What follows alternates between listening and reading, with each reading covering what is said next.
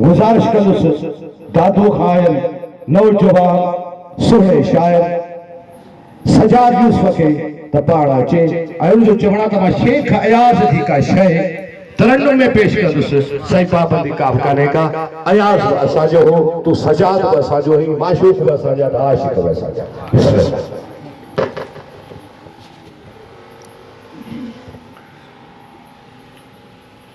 मूं ॾाढा जा डूंगर कटे जा वाट आई ठाही उन वाट तां गुज़री त मूंखे यादि कंदो कर। सभिनी आयल मौजूद महिमाननि खे अस्सलाम वालेकुम याली मदद। शेख अयाज़ जो को गज़ल आहे जग मशहूर दूर थींदा वञनि रोज़ जोगीअड़ा मौक़े जी मुनासिबत सां तव्हांजी इजाज़त सां पेश कंदुसि।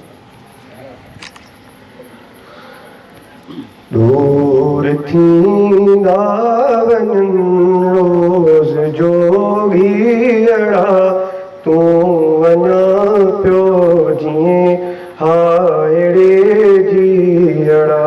दूर थींदा वञनि रोज़ जोगीअड़ा तूं वञा पियो जीअं हायड़े जीअड़ा।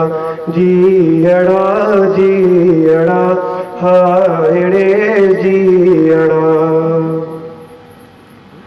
ओचितो मूं ॾिठो उभासाए तो ओचितो मूं ॾिठो उभासाए तो रात कारी हुई ॾीअड़ा ॾीअड़ा तूं वञा पियो जीअं हायड़े जीअड़ा।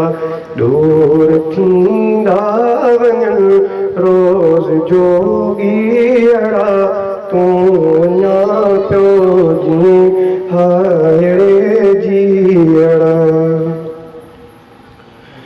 मूं न ॼातो ते सिज जहिड़ा पिरी मूं न ॼातो ते सिज जहिड़ा पिरी रोज़ पाता पए तोल कीलीअड़ा तूं वञा पियो जीअं हायड़े जीअड़ा।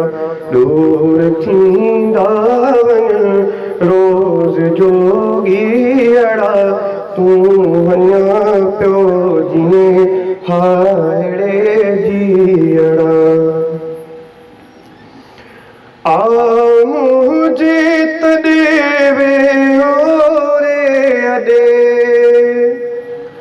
आ मुंहिंजे तॾे वेहो रे अॾे आ मुंहिंजे तॾे वेहो रे अॾे सां तोखे सॼे होए साॻीअड़ा तूं वञा पियो जीअं हायड़े जीअड़ा।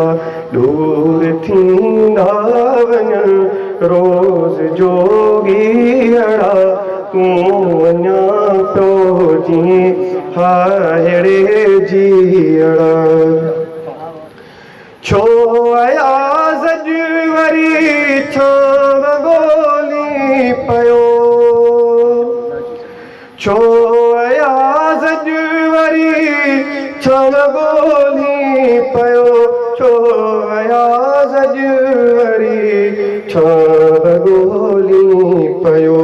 पंध ॾाढो परे आहे पांधीअड़ा तूं वञा पियो जीअं हायड़े जीअड़ा। जीअड़ा जीअड़ा जीअड़ा